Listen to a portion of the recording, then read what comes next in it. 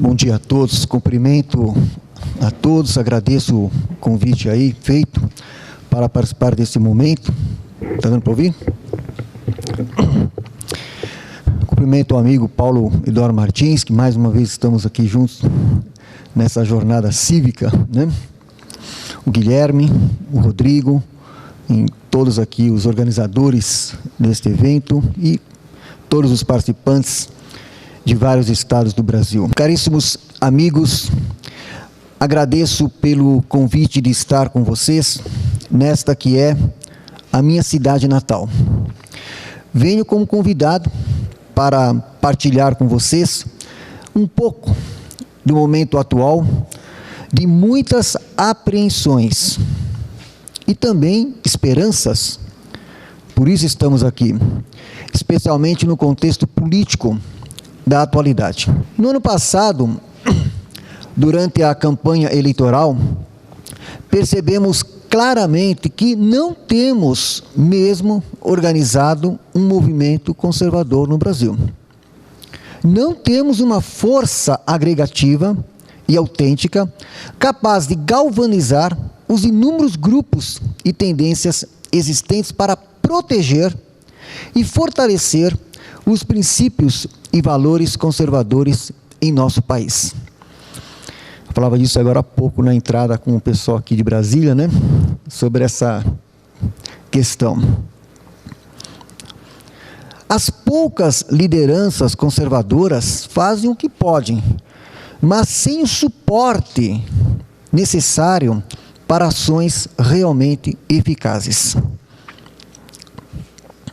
Por isso, uma reunião como essa é importante para uma partilha de ideias e experiências com um breve diagnóstico da situação e a indicação de algumas possibilidades concretas. O fato é, como diz Russell Kirk, tudo o que vale a pena ser conservado está ameaçado em nossa geração. De um modo geral, o sentimento é de orfandade, alheamento, um não saber o que fazer, como fazer, a quem recorrer, tendo em vista a debilidade das instituições, quase todas inteiramente aparelhadas por um grupo de poder, dominado hoje principalmente pelo PT, que há 12 anos cumpre à risca a agenda e o projeto do Fórum de São Paulo e das fundações internacionais e outras forças econômicas, culturais e políticas globais que atuam cada vez mais em convergência para um projeto de governo mundial que aqui, no continente latino-americano, em nível regional, visa implantar um projeto continental de pátria grande socialista sonhado por Fidel Castro desde 1959. Quase todas as pesquisas de opinião mostram claramente que, em sua maioria, o povo brasileiro é conservador em relação aos princípios e valores. Segundo pesquisa realizada pelo Vox Populi, em 5 de dezembro de 2010, mostra que 82% da população é contra o aborto, 63% contra o, entre aspas, casamento homossexual, e 87% contra a legalização do consumo de drogas, como lembrou o amigo Heitor de Paula num dos seus artigos. Mas as forças políticas organizadas, quase todas de esquerda, as atuais forças políticas organizadas são quase todas de esquerda, de mentalidade revolucionária, anárquicas, até que conseguiram nas últimas décadas, em estratégia gramsciana, instrumentalizar as instituições na subserviência da agenda política do internacionalismo esquerda, aparelhando-as para a subversão dos princípios e valores morais conservadores especialmente cristãos, num processo de corrosão das próprias instituições, e aí vemos até igrejas aderindo a propostas e estratégias que vão contra os princípios e valores cristãos, buscando uma ressignificação para os interesses da agenda globalista. Quando falamos de mentalidade revolucionária, lembramos o que o professor Olavo de Carvalho explica, dizendo que só se pode falar legitimamente de revolução quando uma proposta de mutação integral da sociedade vem acompanhada da exigência de concentração do poder nas mãos de um grupo dirigente, como meio de realizar esta mutação. É o caso do grupo de poder do Fórum de São Paulo, com o PT e demais partidos e organizações da América Latina, aliados com as outras forças de esquerda do cenário internacional, que vem implementando um projeto de transformação profunda da sociedade, se não da humanidade inteira, por meio da concentração de poder. Trata-se de um novo totalitarismo em curso, em que a democracia se tornou um simulacro e um artifício, transformada ela própria em método revolucionário, como expôs Álvaro Garcia Lineira na Assembleia do Fórum de São Paulo em agosto do ano passado. Ele afirma que existe uma espécie de proliferação de micropoderes regionais no mundo e na América Latina, como nunca antes havia acontecido na história de nossas formações nacionais. E acrescenta: estamos assistindo ao surgimento e proliferação de governos progressistas e revolucionários no continente. E diz ainda que há conquistas e tarefas para preservar, para aprofundar os processos revolucionários, não só do continente latino-americano, mas também na Europa, Ásia, África, no mundo todo. E explicitando com ênfase que a primeira lição e a primeira conquista dessa insurgência latino-americana, da democracia como método revolucionário, é a seguinte, diz ele, Garcia Lineira: até então, tínhamos assumido a democracia como uma etapa suspeita prévia à revolução, e tínhamos nos preparado para isso.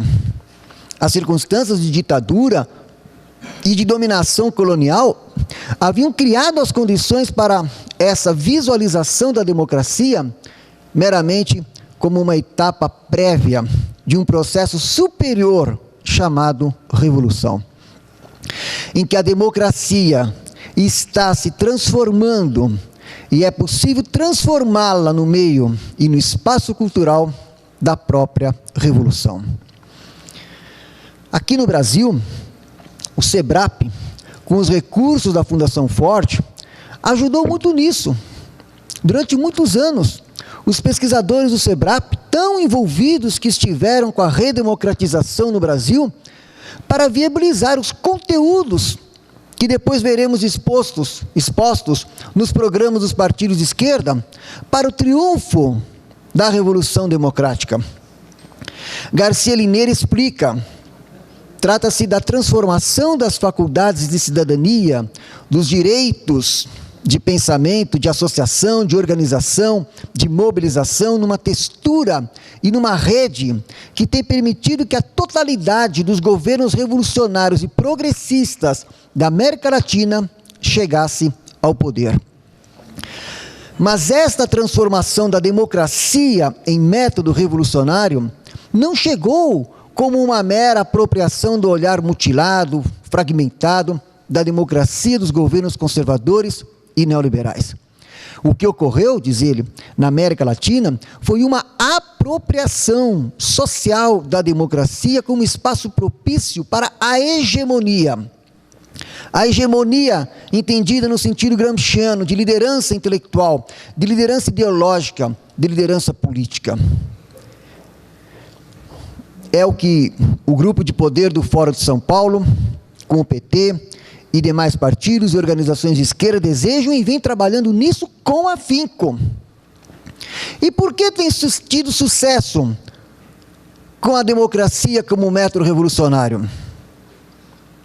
É porque para isso eles tiveram que solapar as bases morais da democracia. Vejam aí o mensalão, o petrolão e tudo mais.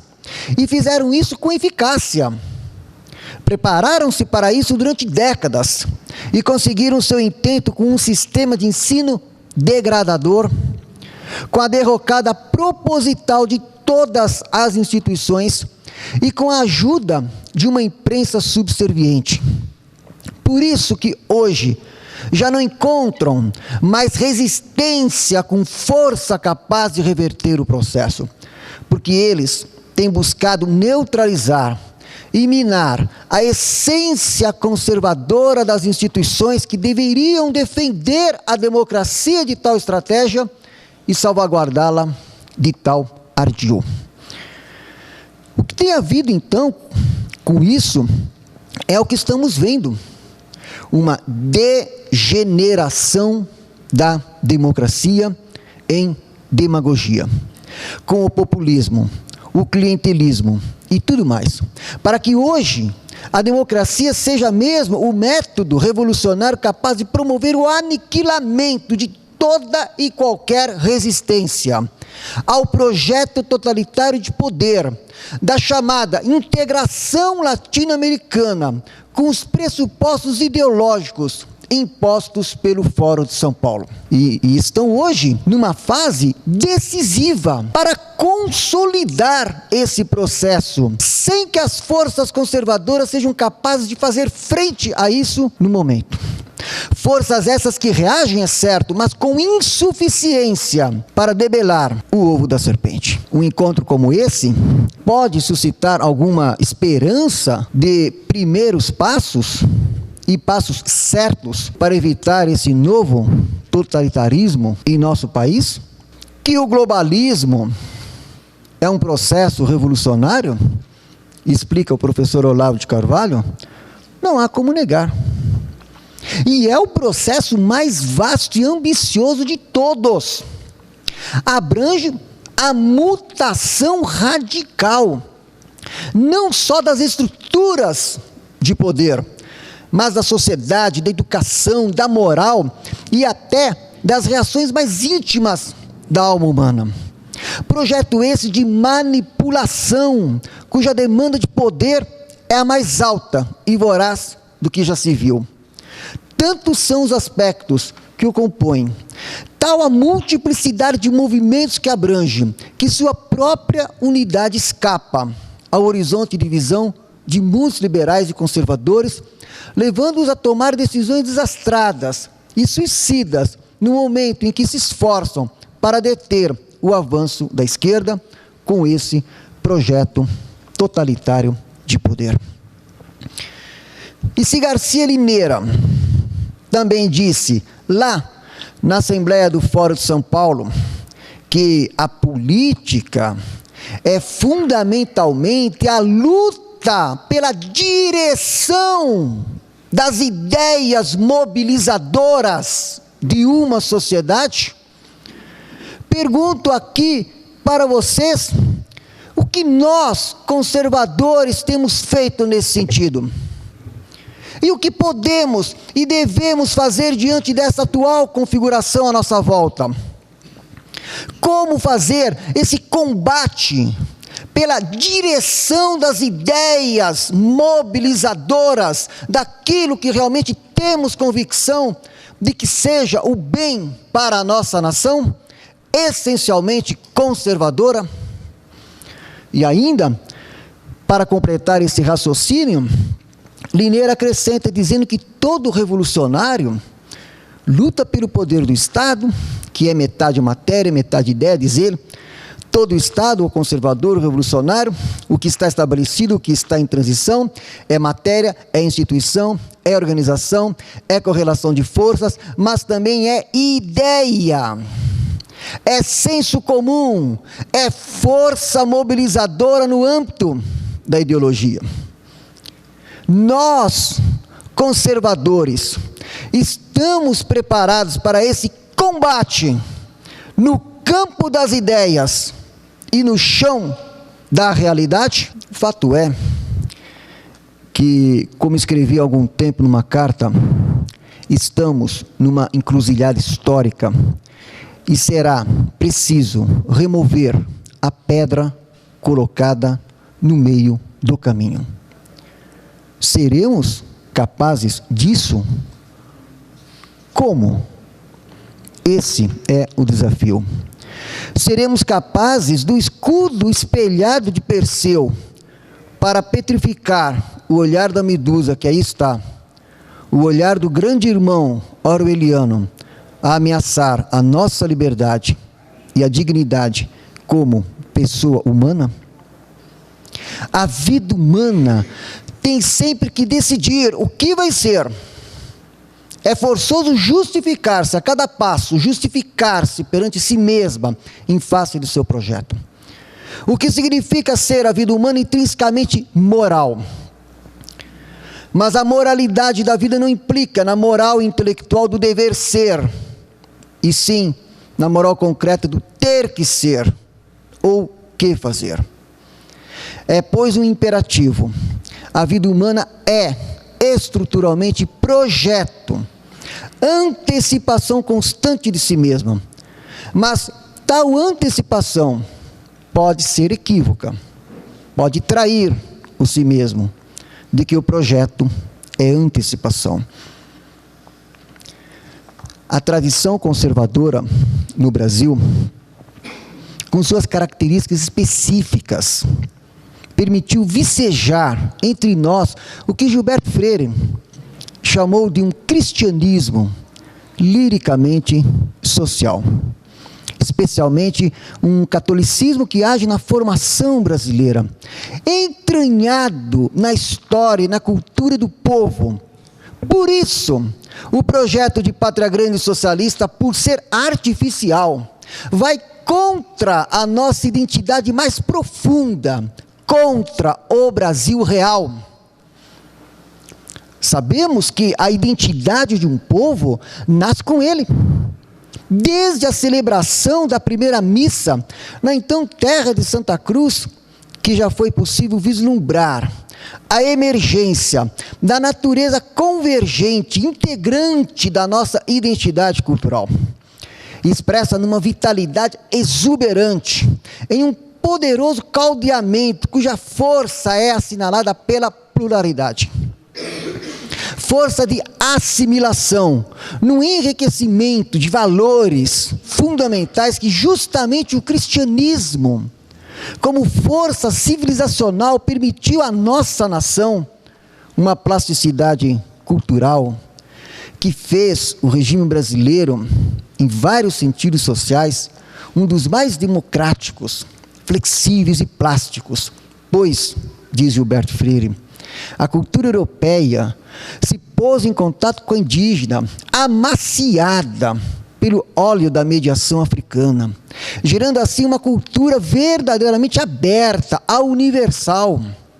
Daí ser tão difícil, na verdade, como percebeu Gilberto Freire, separar o brasileiro do católico, pois, diz o grande sociólogo, o catolicismo foi realmente o cimento da nossa unidade, a raiz da nossa identidade mais profunda e com características tão especiais que fizeram com que desse cristianismo doméstico, lírico e festivo, fosse nutrida a essência do conservadorismo entre nós.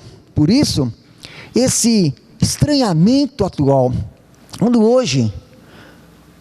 hoje milhões de brasileiros vão às ruas rechaçar a artificialidade da Pátria Grande socialista, que contraria a nossa identidade nacional profundamente cristã e trai a nossa vocação e o nosso destino promissor de nação pujante. Por isso, vemos então a inquietação hoje de um povo que reage contra isso. Estamos novamente na hora grave, que requer de nós uma resposta à altura do desafio. Também uma resposta política. Hora de uma decisão maior imposta pela conjuntura. A repetir o verso de Fernando Pessoa: o homem e a hora são um só. Conservadorismo não é imobilismo.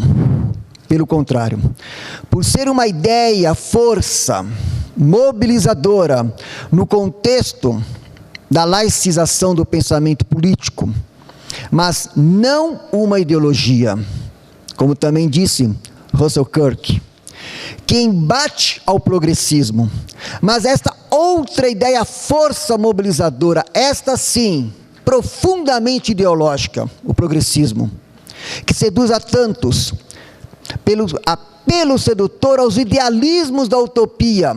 Progressismo esse que fez da utopia uma obsessão política.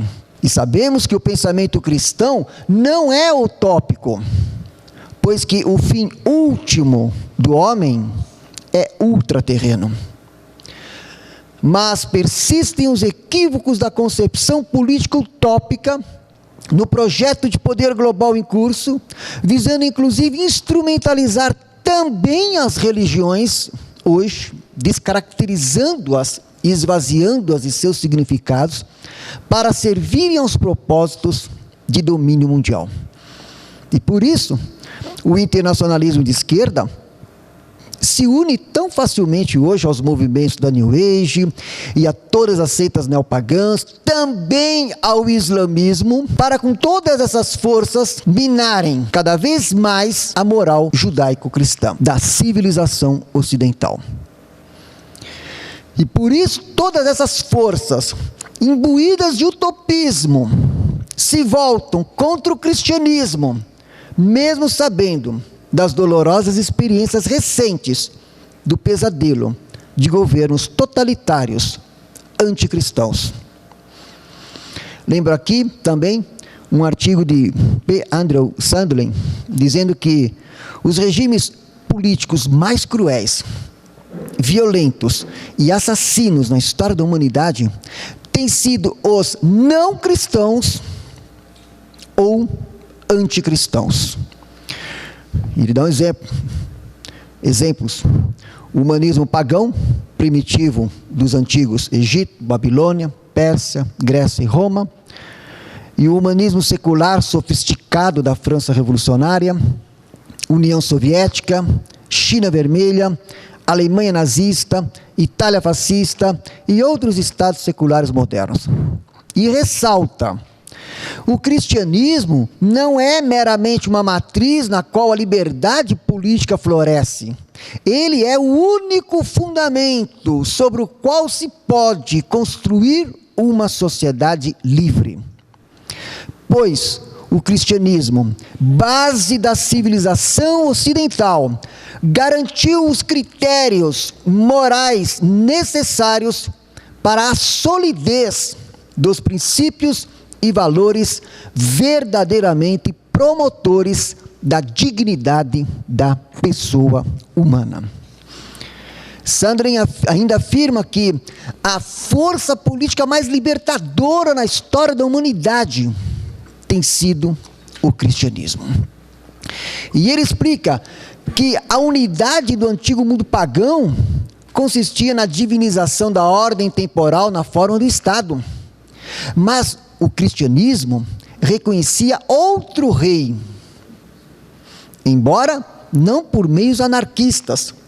Os primeiros cristãos reconheciam que nenhuma autoridade terrena, especialmente a autoridade política, poderia ser suprema. E que nenhum Estado, nenhuma igreja, nenhuma família poderia ser Deus. E lembra que a perseguição aos primeiros cristãos ocorreu não porque adoravam a Jesus Cristo, mas porque recusavam adorar ao imperador romano. como hoje, pairam as ameaças a quem se recusar a adorar o novo Leviatã do governo mundial anticristão. Sandlin também conta que, ao longo de sua história bimilenar, foi o cristianismo que ajudou culturalmente e politicamente a limitar o poder do Estado, que teve de compartilhar sua autoridade com outras instituições igualmente legítimas, porque nenhuma instituição humana pode exercer autoridade suprema. E as limitações constitucionais do poder político, que começaram na Inglaterra cristã, com a Carta Magna, diz ainda que a fundação dos Estados Unidos foi a maior experiência em liberdade política daquele tempo, e ela funcionou conscientemente com base em certas premissas distintamente cristãs. E também recorda que o papel do Estado em proteger a vida, a liberdade e a propriedade foram legados do cristianismo ao mundo moderno.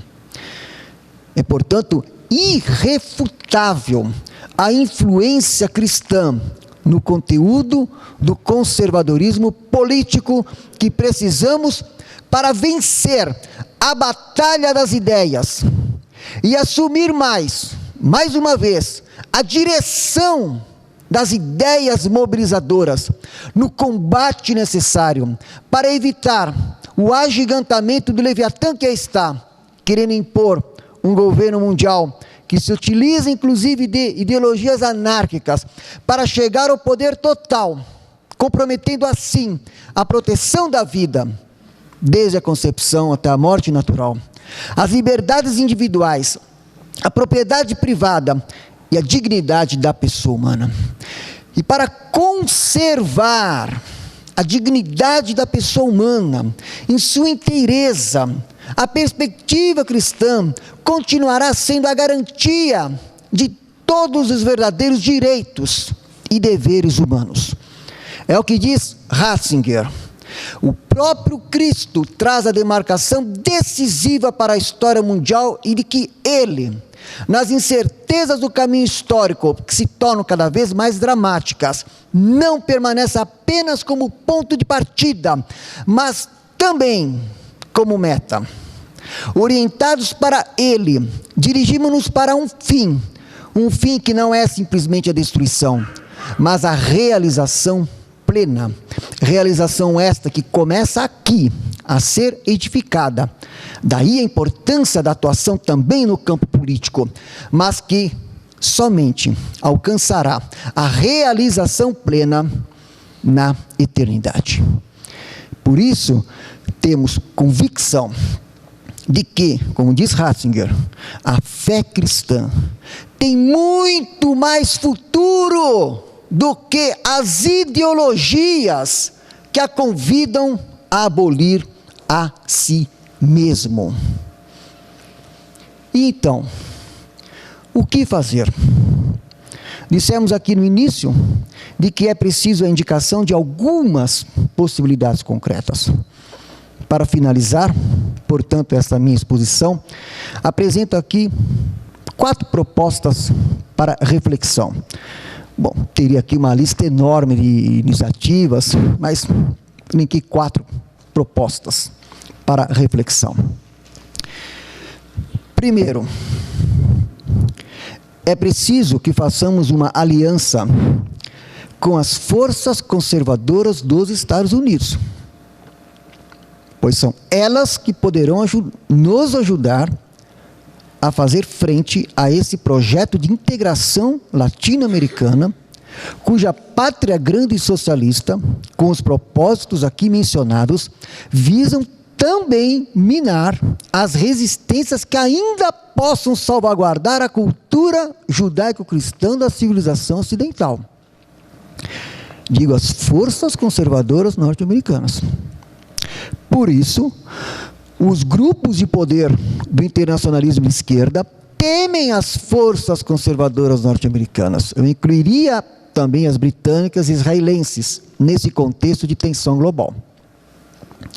No Brasil, o governo do PT tem se aliado aos piores inimigos do cristianismo em nível mundial, contando inclusive com segmentos de esquerda de dentro da igreja, especialmente os influenciados pela teologia da libertação, para intensificar uma integração latino-americana progressista com uma agenda hostil à moral cristã. Segunda proposta, é preciso que comecemos um trabalho sistemático de desaparelhamento das instituições, especialmente as religiosas. Dentre elas, por exemplo, a CNBB, imbuída de teologia da libertação, tem sido um braço executor dos propósitos do Fórum de São Paulo e do PT, com suas campanhas da fraternidade e adesão a outras campanhas que favorecem ao PT, por exemplo, recentemente encabeçando a coalizão propondo a reforma política de interesse do PT.